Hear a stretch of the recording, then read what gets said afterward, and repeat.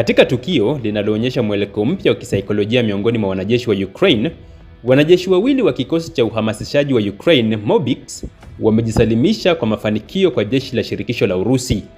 Hatua hii inaashiria dalili za kukata tamaa kwa baadhi ya wapiganaji wa Ukraine, huku vita vikiendelea kupamba moto mashariki mwa nchi.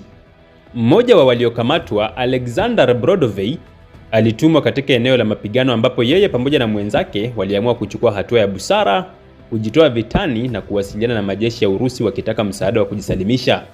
Kwa mujibu wa taarifa kutoka kwa Wizara ya Ulinzi ya Urusi, walifanikiwa kukutana na vikosi vya Urusi na kukabidhi silaha bila masharti yoyote. Wachambuzi wa kivita wanaona tukio hili kama ishara ya wazi ya kuporomoka kwa morali miongoni mwa vikosi vya Ukraine, hasa vikosi vilivyoundwa haraka na kusukuma vitani bila maandalizi ya kutosha.